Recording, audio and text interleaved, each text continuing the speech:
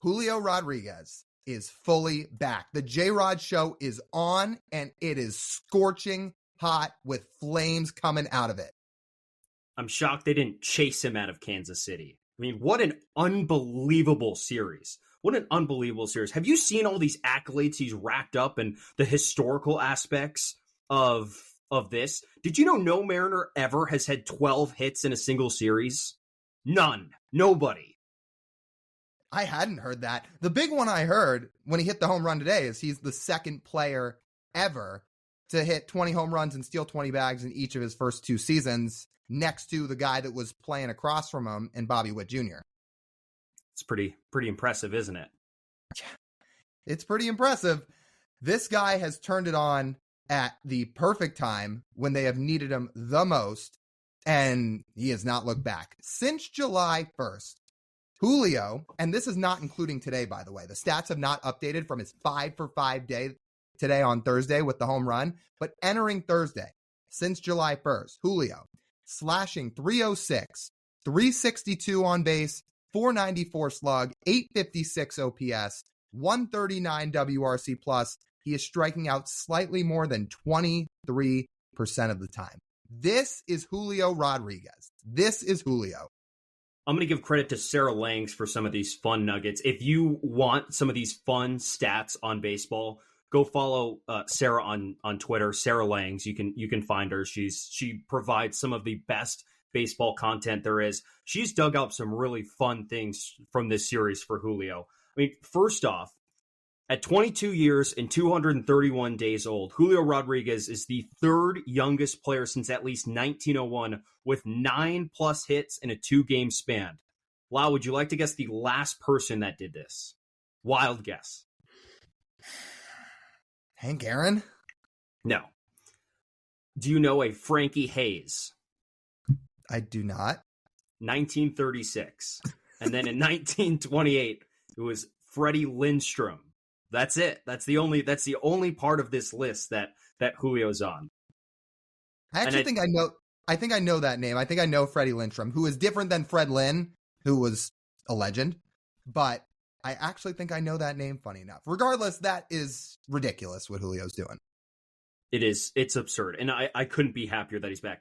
They don't win most of these games without him, to be honest. I mean, look at Monday. I know they blew the lead, but this dude gives them the lead in the 9th inning. In the 8th inning, knocks in a 3-run double to bring them back from down 5-0 and make it 5-3 and make the game interesting. Or how about today when he goes 432 over the bullpen in left field, down 2 runs? You know, you and I are pissed off. George Kirby gets kicked out of the game, not kicked out, but taken out of the game after he gets shelled. And Julio just bails him out because this is finally the Julio Rodriguez we've been in. Not only is he back, but he's back in a clutch way too. It was great. It was great to see all the memes on Twitter where they would I forget who tweets out the choke artist one of Julio, but they crossed it out and said clutch. Even if we knew the name, we're not promoting those Mariners Twitter people on this podcast. No, we're not. Because most of the people on Mariners Twitter aren't exactly spreading positive content. The ones that do, like Luke Arkins, like our friend Jason Churchill, we'll promote them. But the people that you're referring to, like this tweet you're talking about the Julio choke artist, yeah, I know you know who I'm talking about.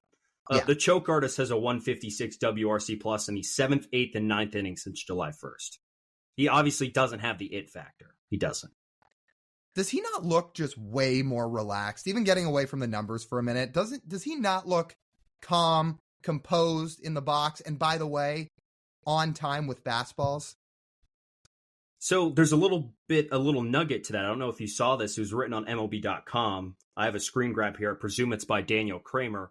But Jared DeHart suggested that Julio go to a bit of a wider stance, and it's really paid dividends. I mean, a lot of credit's being lobbed on Jared DeHart for suggesting this to Julio, and the nugget here is he's got a wider stance, creates more load from the bottom up, and eliminates unnecessary movements en route to reaching his hitting position. So I'd say that's probably a decent part of it as well. It helps him be relaxed when there's less moving parts and just more bat head to ball, which is working. It's working seamlessly. It's weird. I thought they should have fired him. At least that's what Mariners Twitter said. Somebody has to be fired, and their vote was the hitting coach in DeHart. We're really harping on Mariners Twitter today, and there are good people out there on Mariners Twitter, but you sometimes see the same people pop up over and over, which is just what makes your blood boil, on top of watching an incredibly frustrating series in which they somehow still won 3 of 4.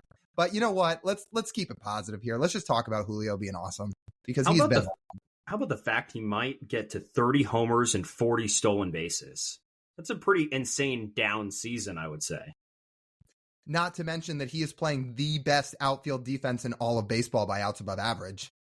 We're going to talk about Bobby Witt later in the episode, but it was so fun to see. Not only are those two guys the only guys with 2 2020 seasons in each of their first 2 seasons, but now here in their second season, they're also each the best defender at each of their positions. Isn't that crazy? The youngest guys, sure, they're the best athletes, but it takes fundamentals too, and they make it look so easy. That rookie class from 2022 may go down in the history books. We're talking about Julio. We're talking about Adley. We're talking about Bobby Witt. We're talking about George Kirby. That's a pretty ridiculous rookie class. I mean, we're a little far away, but half that class in the Hall of Fame? It's possible. It's pretty bold. It's bold. I know that's bold, and I was like, okay, well, I'm not going to say this with that much confidence, but they got the talent. For sure. I mean, there's no doubt they have the talent. It's so nice to see. Oh, sorry, go ahead. It's just so nice to see Julio doing this, just because obviously nobody cares more than Julio does. He wants it so badly, and he does. And he's working his tail off every single day, even when he was going through that rough patch earlier in the year, to fix this. And he's fixed it. And keep in mind, for this dude to be 22, a lot of guys at his age with all the preconceived hype and went through something like this, some of them do not recover from it. But Julio's not only recovered, he's back to what he was doing in the heart of his prime rookie season just a year ago. And now he's carrying the team all of a sudden. Remember when we would bitch about Julio striking out? I think we did. At certain clutch points early in the season, there would be some complaints about Julio striking out. During that stretch I mentioned from July 1st until now, his strikeout rate is league average. And if we look at his season total numbers, his quality of contact, his expected weighted on-base average, is the exact same as it was last year right now. It is the exact same. And his K percentage is now lower than it was last year, too. For a down season, put that in context. Also put in context that his K rate was close to 30% for a lot of this year, and he has yanked that thing down, which is awesome. Julio, how many times, I don't know how many different ways we can say Julio's awesome. I am very glad he is a Mariner for 17 years. His ground ball rate is still high, if you were curious. 49% during that stretch. That is a little high. You know what, though? That's nitpicking. I had one nitpicking thing in year 2, which was while he's squaring up fastballs more, I think he could still square up a few more of the inside fastballs. But again, we're nitpicking on a guy who is a superstar, the face of this team, and now carrying a ball club that's in the best stretch of their 2023. I don't think it's just simply a coincidence that the Mariners also happen to have gone 28-13 since Julio started heating up. I don't think it's a coincidence. Kept saying the team goes as Julio goes, and wow, would you look at that? They're in playoff position now that he started hitting. It's not a coincidence in any way whatsoever. I will say it helps that Cal's red hot, that now Ty's hot, that Gino's hitting better, that the guys that are supposed to hit are now hitting the way people expected them to. And it's so refreshing to watch this offense again. I look forward to watching the at-bats now. I do. And I love seeing Julio be Julio.